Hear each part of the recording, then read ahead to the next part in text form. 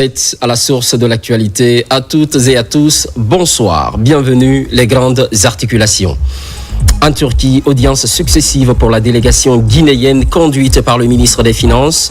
Au centre des échanges, la présentation des perspectives macroéconomiques et la diversification du potentiel énergétique de la Guinée. À Kassa, les populations insulaires sont partagées entre hommage aux travailleurs de la radio rurale, reconnaissance des efforts du chef de l'État pour le développement local, des sentiments exprimés suite à la relance de ce média de proximité. Affaire de la fillette de 5 ans excisée à Tamara dans les îles de Los. La sentence est tombée pour les auteurs et leur complice, Mohamed II Camara, expliquera dans ce journal. C'est tout pour le sommaire. Une fois de plus, bonsoir. Vers le référendum constitutionnel, la Guinée s'apprête à vivre ce moment historique. En début de campagne, le Premier ministre appelle chaque citoyenne et citoyen à prendre part le 21 septembre au rendez-vous décisif pour l'avenir de la Guinée. Pour la circonstance, le chef du gouvernement livre son message. On l'écoute. Chers compatriotes, à l'aube d'un moment historique, nous nous adressons à vous avec espoir. Le dimanche 21 septembre, nous aurons rendez-vous avec notre destin. Ce jour-là, chacune et chacun d'entre nous pourra, avec responsabilité et fierté, écrire une nouvelle page de notre histoire commune. Le projet de constitution qui nous est proposé est le fruit de nos combats, de nos aspirations profondes et de notre volonté collective de bâtir une république plus juste, plus démocratique et plus solidaire. Ce texte consacre l'état de droit, renforce les libertés fondamentales et ouvre des perspectives nouvelles pour la stabilité et le développement de notre Guinée. Comme en 1958, nous avons aujourd'hui l'opportunité de tourner la page des incertitudes pour en ouvrir une autre, marquée par l'unité, la réconciliation et la confiance en notre avenir. Durant plusieurs semaines, ce projet a été expliqué, partagé, débattu dans nos villes, nos campagnes, nos ambassades et consulats. Vous avez eu le temps de vous l'approprier. Le temps est venu de le soumettre à votre approbation. Le gouvernement vous invite à faire de ce vote un moment massif et historique. Dès demain, nous irons de nouveau à votre rencontre. Nous dialoguerons. Nous confronterons nos idées, toujours dans le respect républicain. Et le 21 septembre, nous vous invitons, partout en Guinée et dans la diaspora, à vous mobiliser pour le oui. Ce oui n'est pas celui d'un camp contre un autre.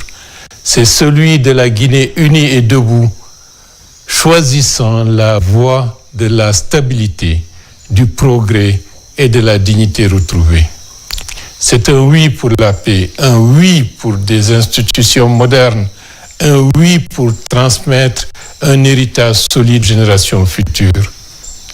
Faisons de ce référendum l'expression vivante de notre démocratie et de notre volonté commune de forger notre destin collectif.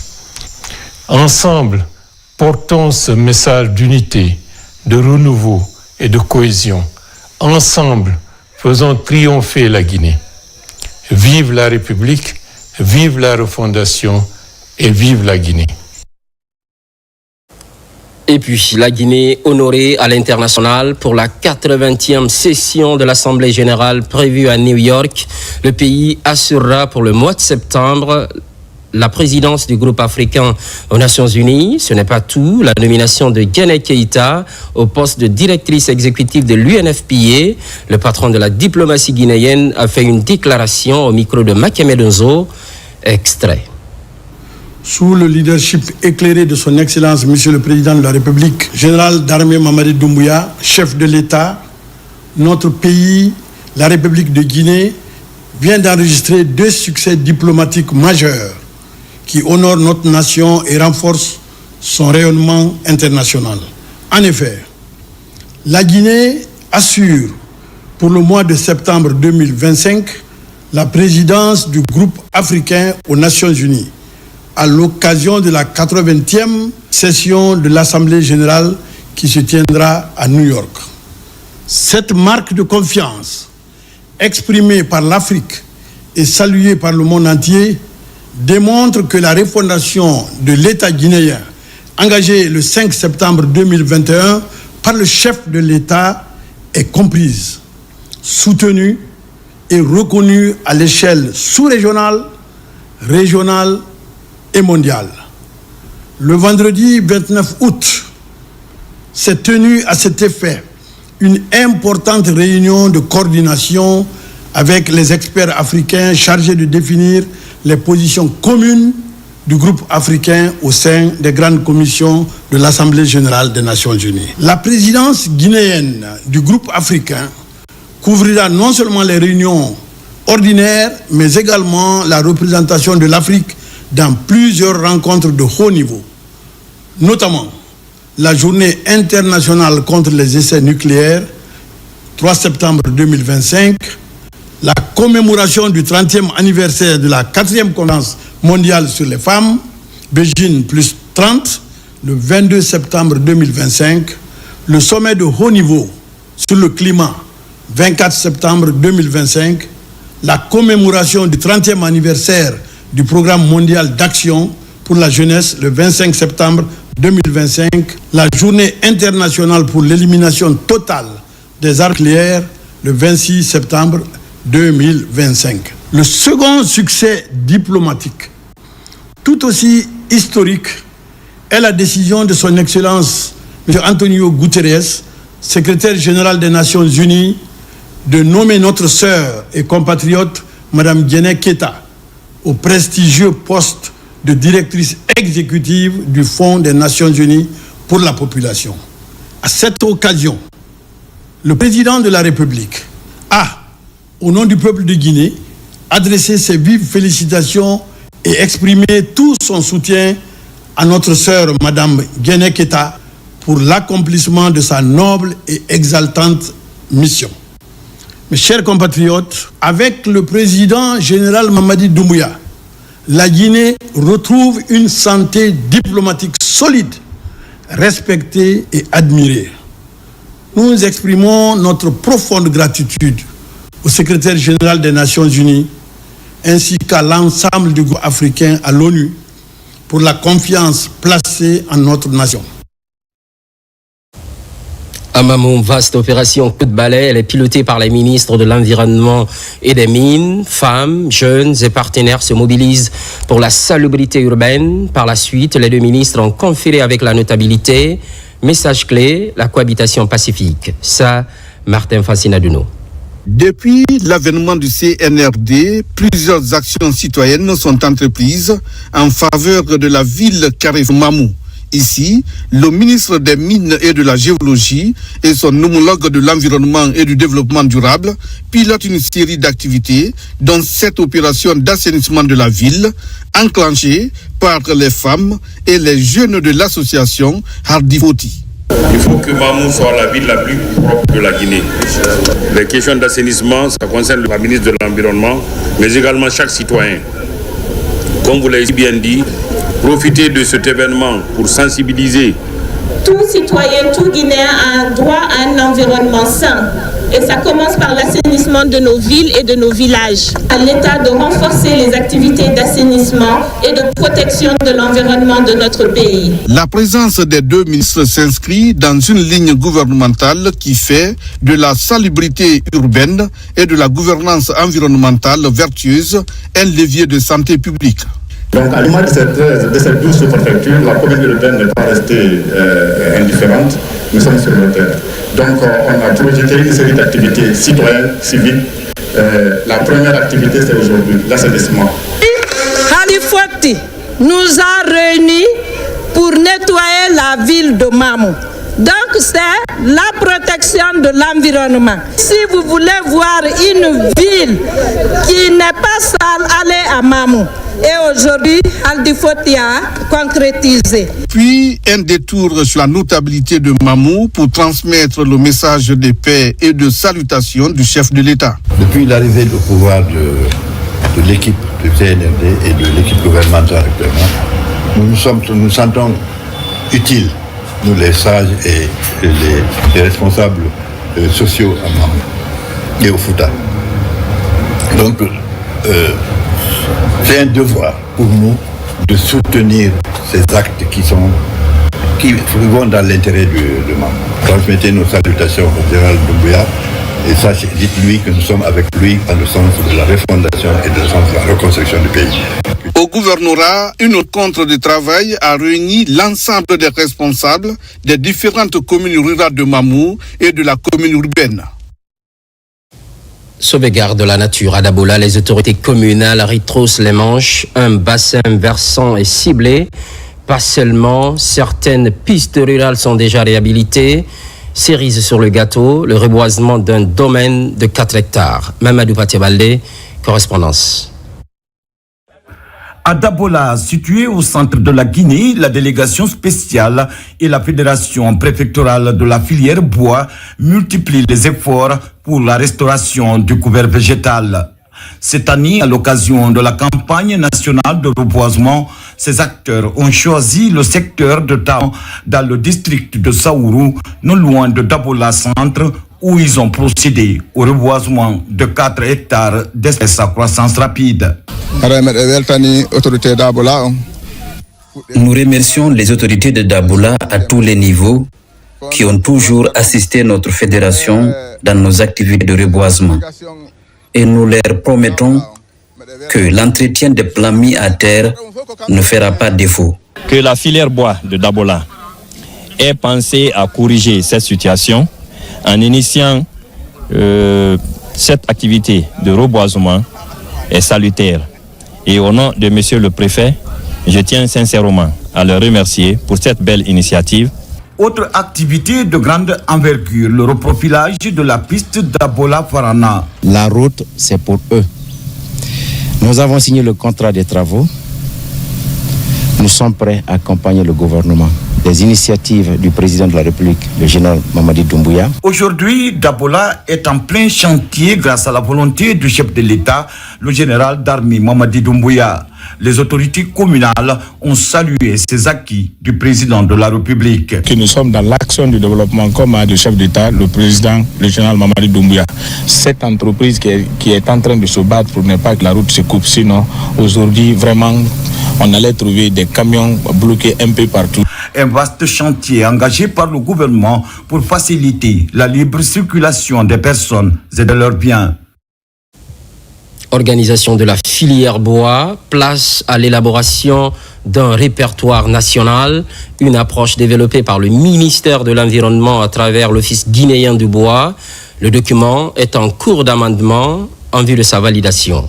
Mamadou Alpha Baldé, Ousmane Ba. L'Office guinéen du bois dans la dynamique de réguler le secteur. Un engagement à tous les niveaux pour doter la structure d'un répertoire national des acteurs et partenaires évoluant dans la filière bois. Ce document à valider répond à une double exigence.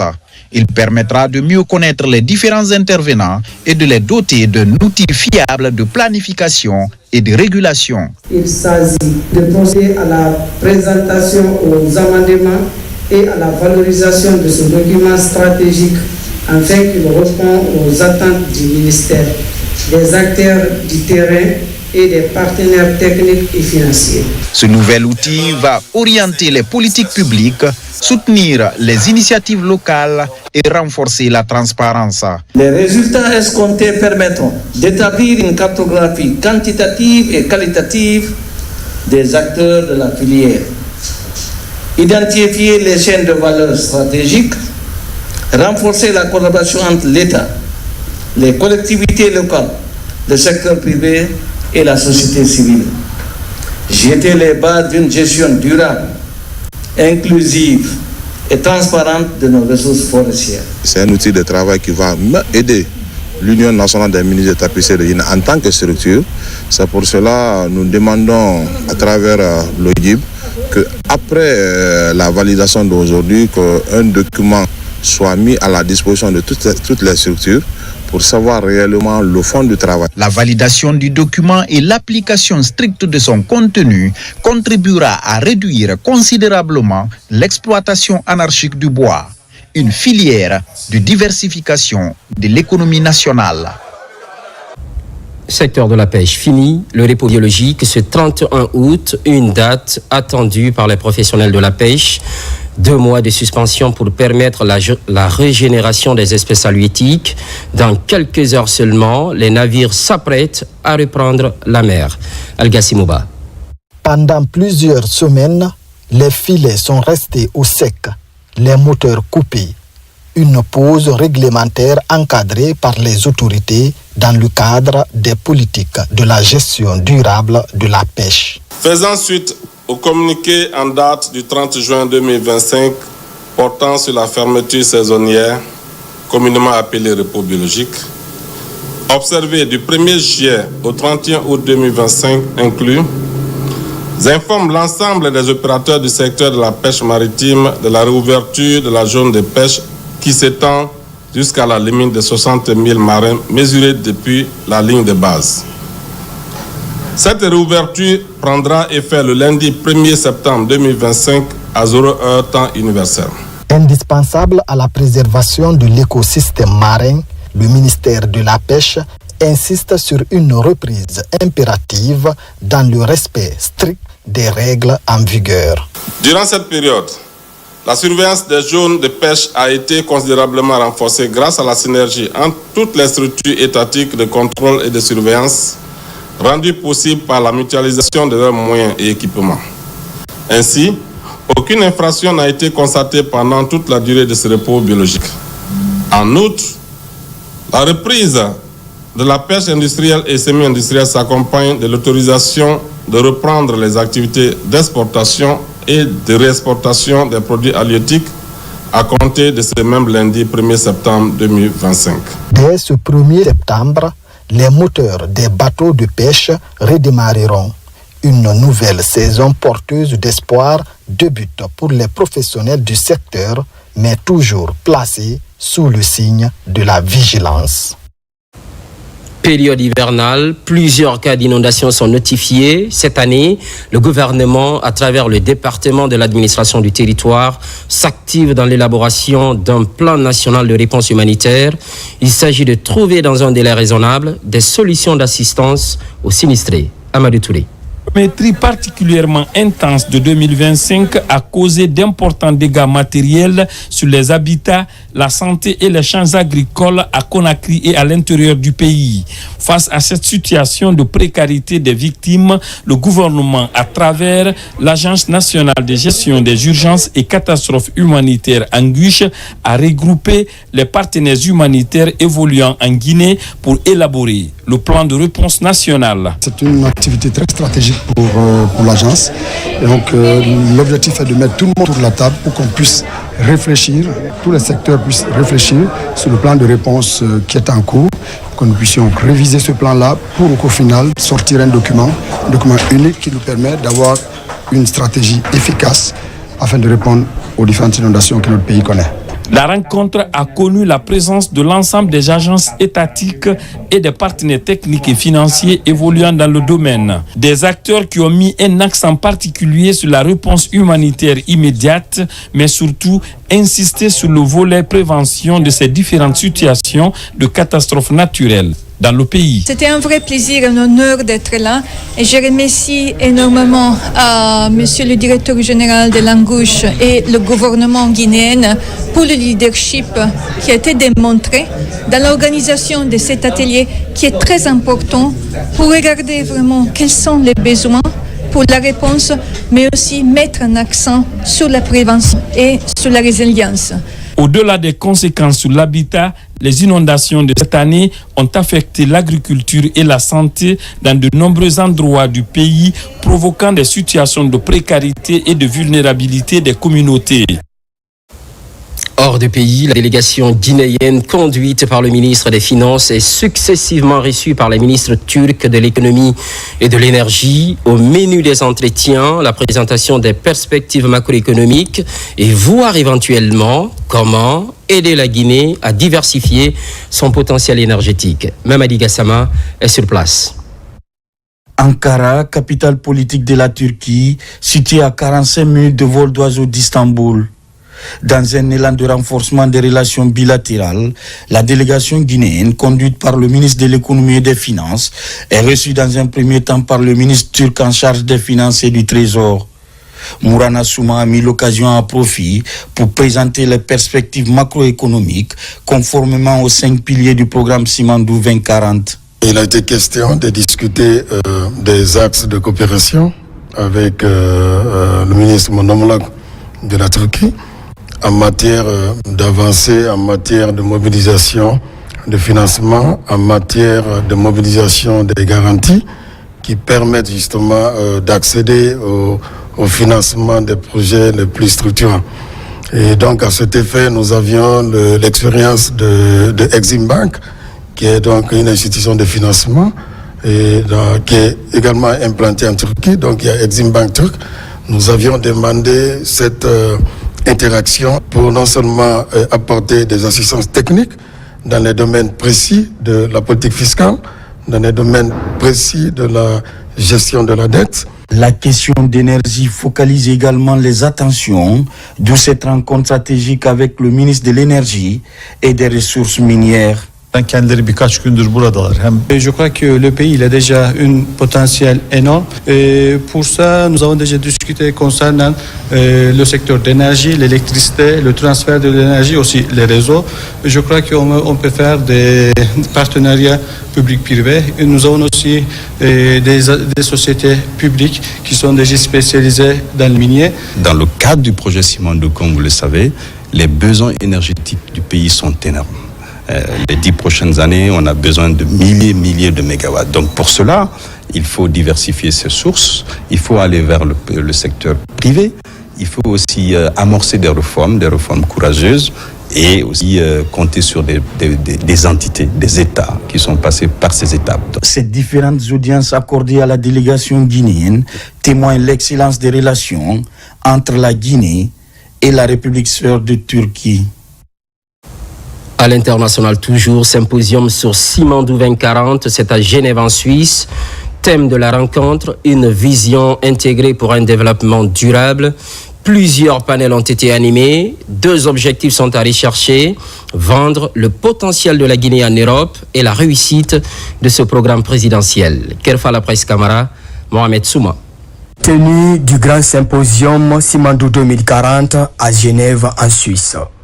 Cet événement de dimension internationale est placé sous le thème d'une vision intégrée pour un développement durable pour la Guinée. L'initiative vise à fédérer les Guinéens pour une réussite de ce méga projet de dimension mondiale. Le projet Simandou permettra de créer des emplois durables, d'investir dans l'éducation et la formation et d'avoir les meilleures infrastructures économiques. C'est une chance pour la Guinée de redéfinir son destin et d'assurer un avenir meilleur pour nos enfants et pour les générations à venir. Il y a l'espoir avec le programme Simandou 2040. Il y a beaucoup de domaines. Tous les secteurs sont propices aujourd'hui au retour et aux projets qu'ils pourraient vraiment développer.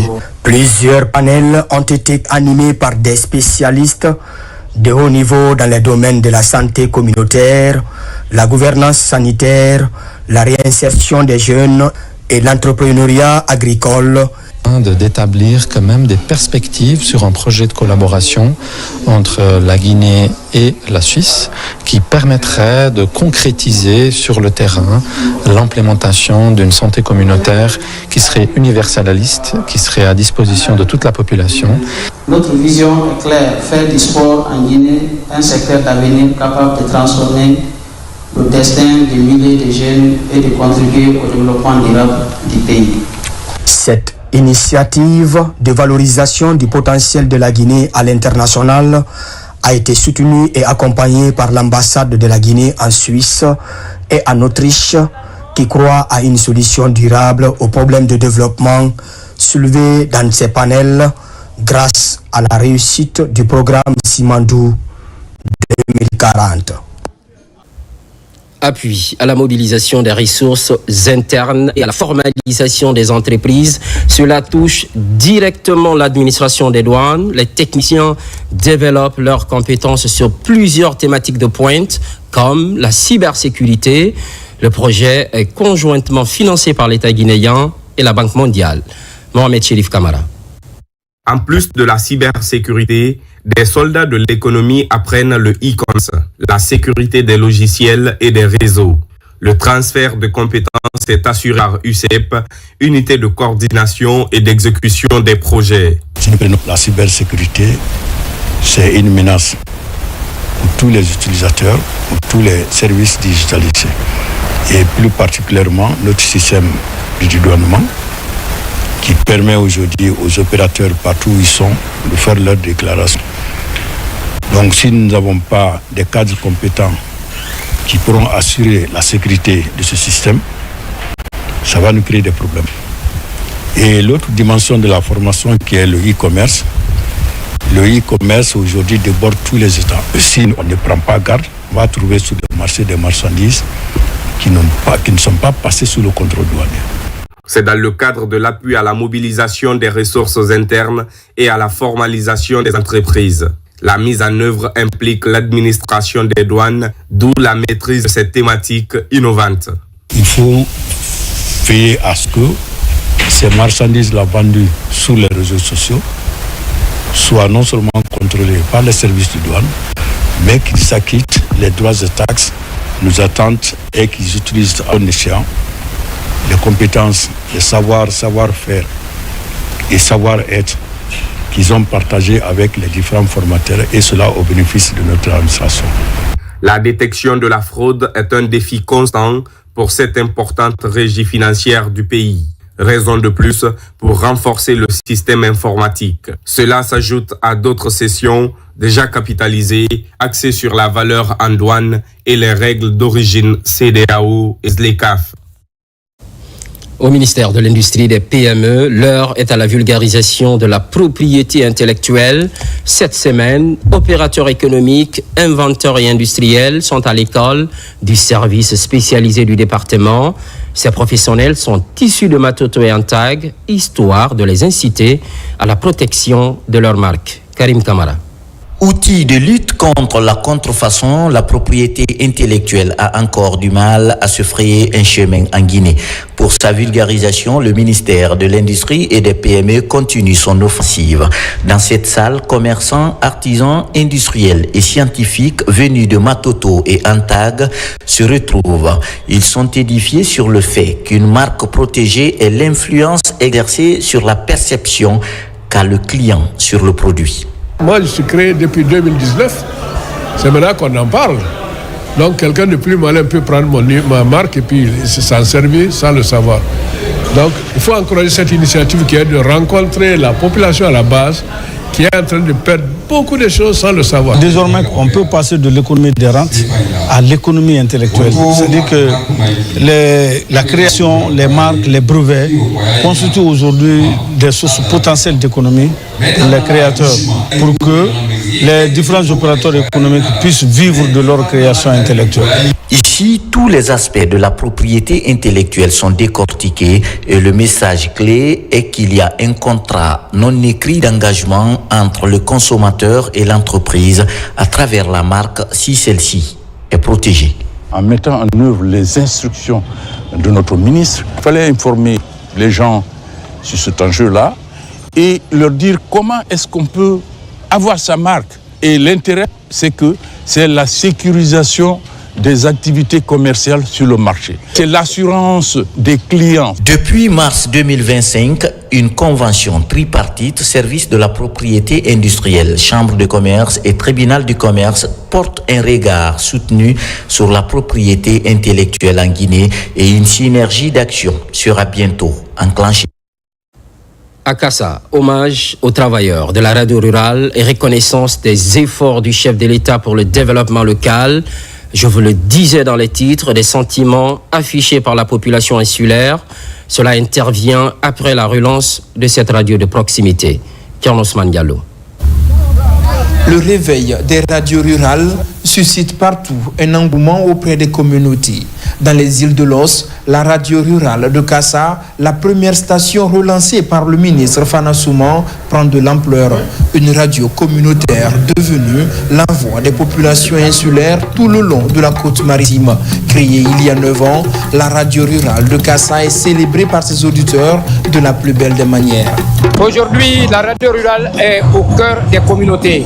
Grâce à l'engagement de monsieur le chef de l'État, le général Mamadi Doumbouya, qui en a fait une priorité à travers l'engagement du ministre de l'Information et de la Communication, M. Fana Souman. Aujourd'hui, 38 radios couvrent le territoire national. C'est un fait.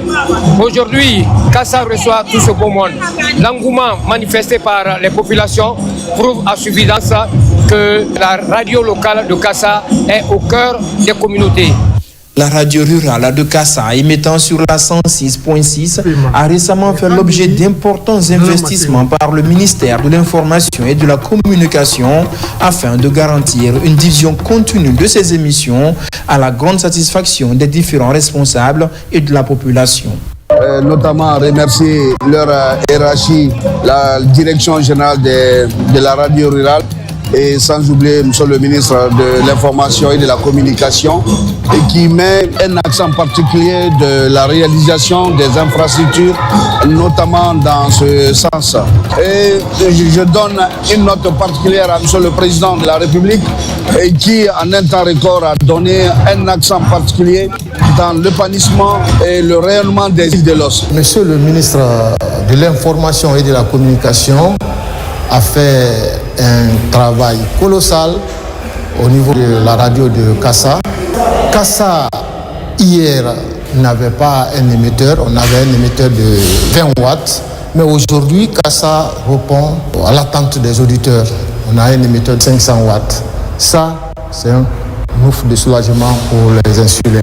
En plus de ça, depuis 2016, on travaillait avec le groupe électrogène de 700 kVA. Mais aujourd'hui, ce groupe-là, on a changé ça par un système photovoltaïque. Avec le programme Simandou, la relance des radios rurales permet de porter à la connaissance des populations dans les zones difficiles d'accès les informations sur les actions entreprises par le gouvernement, tout en relayant au quotidien leurs différentes préoccupations ou encore les richesses culturelles et touristiques de la Guinée profonde. Des initiatives salutaires. Justice à présent, prochain recrutement des magistrats et greffiers, et c'est pour rajeunir la magistrature bien sûr. Pendant ce temps, le centre de formation judiciaire organise son 5e conseil d'administration axé sur les modalités d'un concours réussi.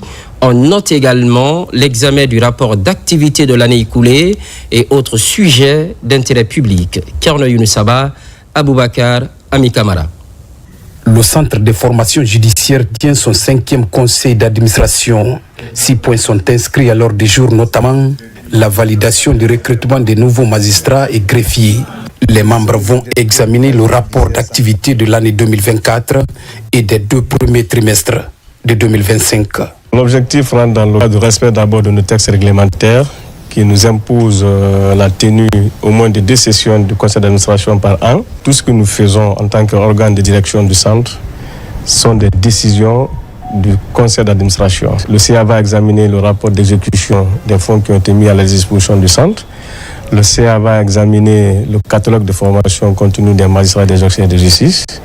Il va examiner les termes de référence relatifs au recrutement des nouveaux magistrats et des nouveaux greffiers. Au cours de cette session, les discussions ont porté sur les difficultés liées au décaissement des fonds pour le bon fonctionnement du centre. Le problème de décaissement se pose. Les programmes de formation peuvent retarder.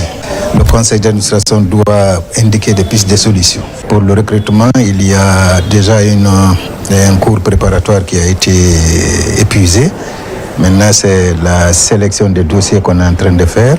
Après la sélection, ce sera le concours d'entrée. Il incombe au CA d'établir la vision à long terme du centre, proposer au CSM et au ministère les orientations stratégiques de la formation judiciaire et s'assurer que l'établissement respecte sa mission d'offrir des formations du plus haut niveau. adaptée aux besoins et aux objectifs d'une bonne administration de la justice.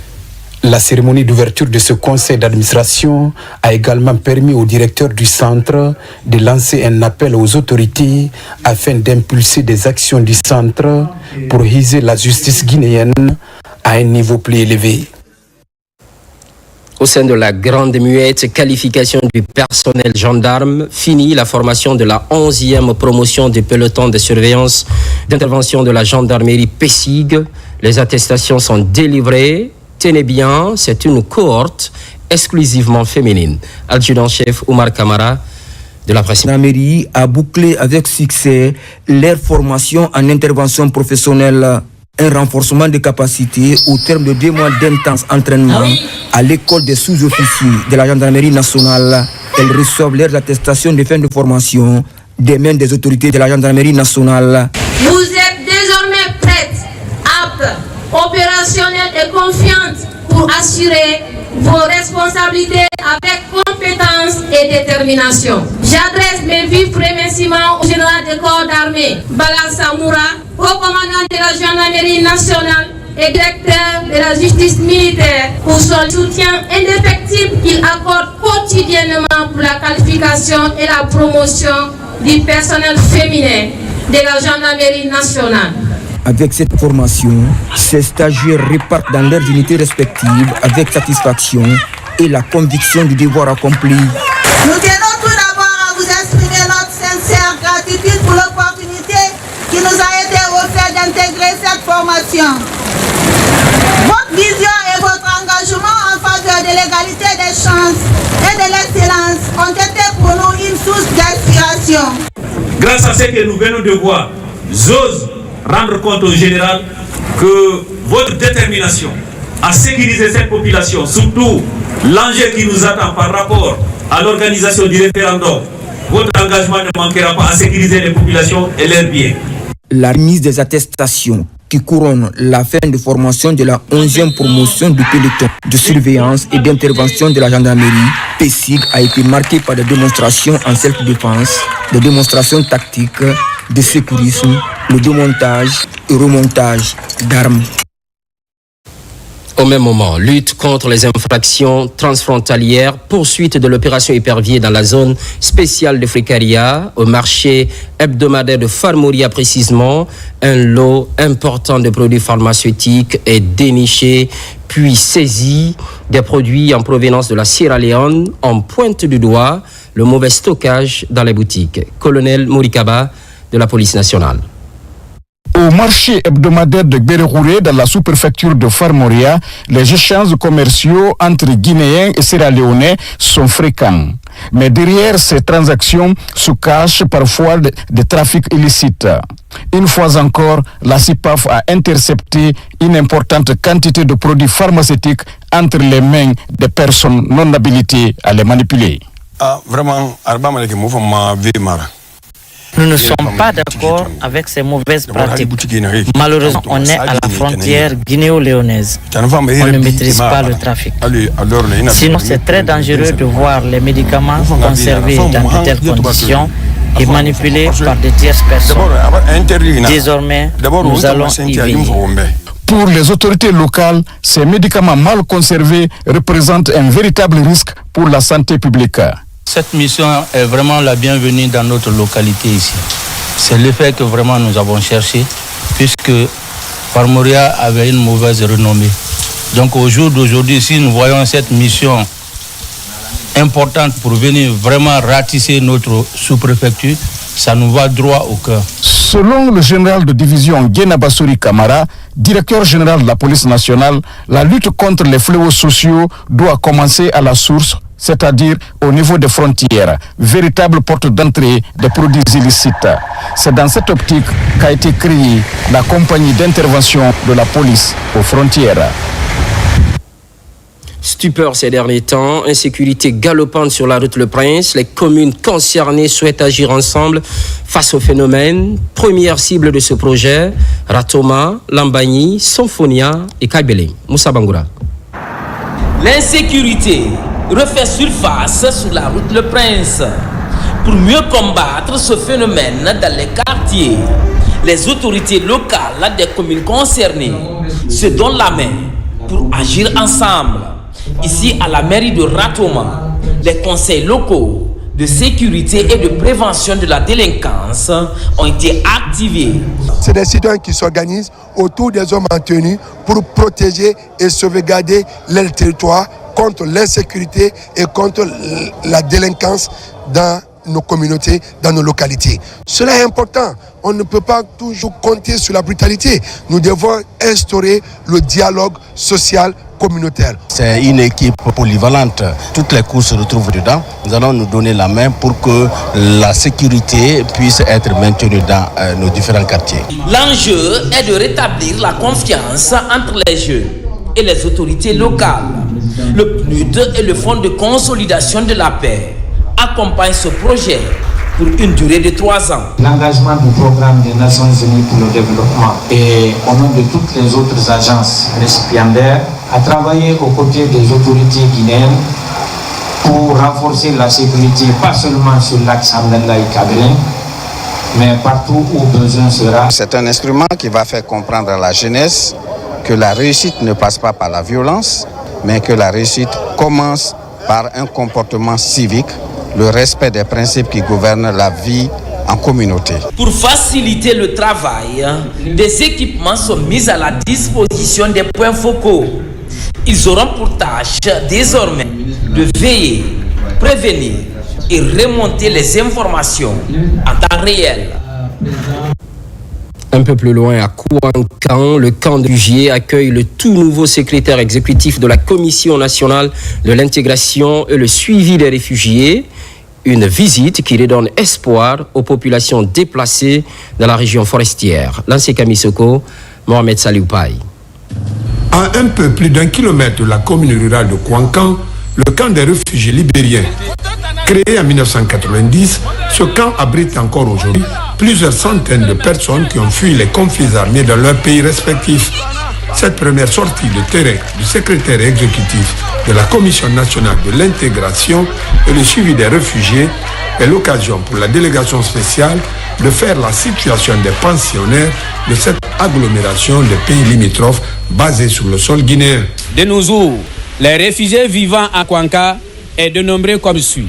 Le camp libérien, nous avons à peu près 300 réfugiés. Tous au camp libérien, la nationalité sierra-léonaise, nous avons 7, centrafricaine 29, la République démocratique du Congo 9 et la Côte d'Ivoire 155. C'est ce qui fait un total de 500 réfugiés pour le moment à Kouankan. Je voudrais interpeller, s'il faut le dire, le gouvernement et particulièrement à son Excellence, Monsieur le ministre de l'Administration du territoire et de la décentralisation, qu'il existe bel et bien des réfugiés sur toute l'étendue du territoire. Kouankan, simplement où nous sommes venus, ils sont déjà au-delà de 500 réfugiés. Mais ils ont recensé pour le moment les 512. Vous avez vu même le logement des réfugiés. Vous avez vu dans quelles conditions les réfugiés vivent. C'est dans des conditions précaires. Et je pense que le gouvernement doit venir au secours. La République de Guinée a ratifié d'importantes conventions internationales relatives à la protection des réfugiés.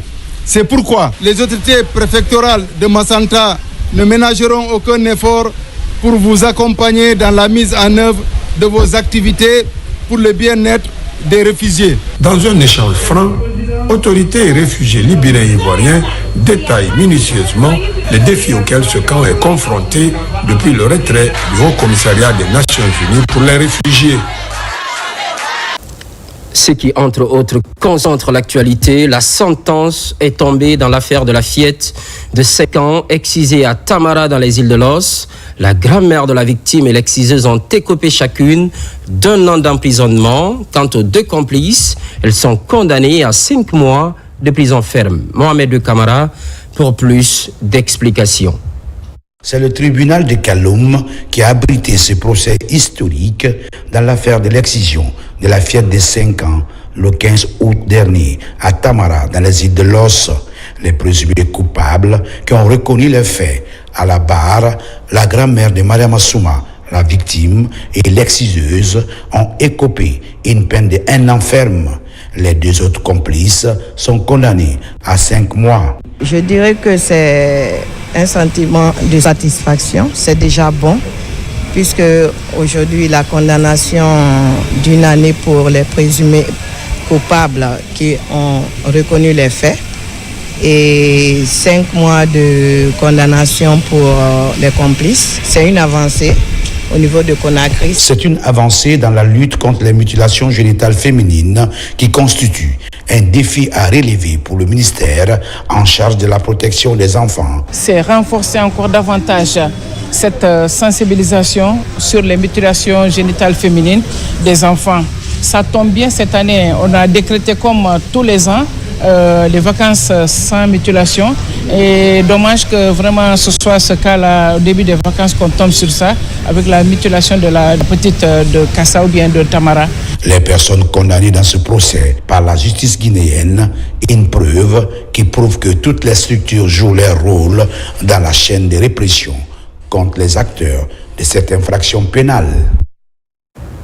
Pendant ce temps, journée porte ouverte sur la VBG. Le lancement est effectif au centre de santé de Mafereña. C'est à l'actif de la fédération Mounafagné de Kindia et son partenaire UNICEF. Une manière de sensibiliser sur la réduction des violences basées sur le genre pendant les vacances. Marwan Kamara. Les vacances scolaires sont l'une des périodes favorables choisies pour pratiquer l'excision des jeunes filles à travers le pays. C'est le moment choisi par la Fédération Mounafagné de Kindia et son partenaire UNICEF pour conscientiser les familles sur les défis néfastes de ce phénomène déplorable. Première cible pour lancer l'action, les familles dans la préfecture de Koya. Vacances en excision. Comme vous le savez, au niveau de la Guinée, généralement, si la période de vacances là commence, c'est la période la plus propice qui fait que les filles sont beaucoup plus exposées pour des questions de mutilation génitale féminine. C'est pourquoi la fédération, à travers son partenaire technique et financier, l'UNICEF, on avait jugé utile qu'on se retrouve, qu'on puisse faire les journées portes ouvertes. Les journées portes ouvertes, c'est de donner les échanges entre non seulement les communautés, surtout les femmes, la majorité des femmes nourrices qui ont déjà vécu, mais aussi ils sont en train de subir aussi les conséquences. Ici, au centre de santé de Mafereña, cette journée de prise de décision regroupe les acteurs concernés. Le motif, renforcer l'application des politiques de lutte contre les MGF pour le bien-être de la couche féminine. On est là aujourd'hui pour sensibiliser nos mamans, de nos sœurs, petit à petit, afin qu'elles puissent abandonner cette pratique. Nous sommes là en tant que policiers pour réprimer ces infractions, parce que c'est quelque chose que l'État a interdit. Donc, on est venu leur dire toutefois que la circoncision n'est pas bon. À travers le projet de lutte contre les MGF dans les préfectures de Koya, Forêt-Karia et Dubreka, la FMK et son partenaire plaident auprès des décideurs pour la préservation de la santé et l'éradication de cette pratique néfaste. Au chapitre religion, pèlerinage chrétien, les fidèles catholiques guinéens sont arrivés à Jérusalem et Bethléem. Peu avant, ils se sont rendus dans la ville de Jéricho, située au cœur du désert. Successivement, elle rejoint le bord de Jourdain, le mont de la Tentation. Enfin, traverser la Terre Sainte sur fond de prière et de purification. Marie-Angélique Bangoura, Robert Silitolno, Robert Bangoura, images et témoignages. La ville de Jérusalem, c'est ici que les pèlerins fidèles chrétiens catholiques ont poursuivi leur démarche spirituelle. En arrivant sur ce site, considéré comme le centre de leur acte de foi, les pèlerins ont tout d'abord visité les endroits stratégiques liés à leur démarche spirituelle. Moi, en tout cas, c'était une émotion puisque le Seigneur a vraiment souffert. Durant ce temps de sa vie, nous aussi, nous devons être un exemple pour les autres. Il ne s'agit pas seulement de lire la Bible, il ne s'agit pas seulement d'écouter la parole de Dieu dans nos maisons religieuses, mais il faut venir voir la réalité. Ça édifie. Parce que moi, là où je suis, à l'instant T, franchement, je suis vraiment édifié. Après avoir touché du doigt les réalités des sites de la Passion du Christ, une messe a été célébrée à la paroisse de l'Assomption du Mont des Oliviers. Au cours de la messe, les prières pour la cohésion entre les Guinéens et la réussite des prochaines échéances électorales ont été formulées. De déverser toute la grâce sur chacun des habitants de notre pays. cette transition-là se passe dans un renouvellement de cœur. Que le Seigneur mette dans nos cœurs l'amour et de Dieu, l'amour du prochain, mais aussi l'amour de notre terre. À l'issue d'une semaine d'intenses prières et de recueillement sur les différentes traces de Jésus, les pèlerins chrétiens catholiques guinéens se disent encore déterminés à poursuivre avec foi leur démarche spirituelle en Terre Sainte. On se quitte en prière. Merci à l'ensemble de la rédaction, aux équipes techniques. L'actualité évolue en Guinée, notre paradis, terre de richesse et d'innovation, se poursuivent. À très vite.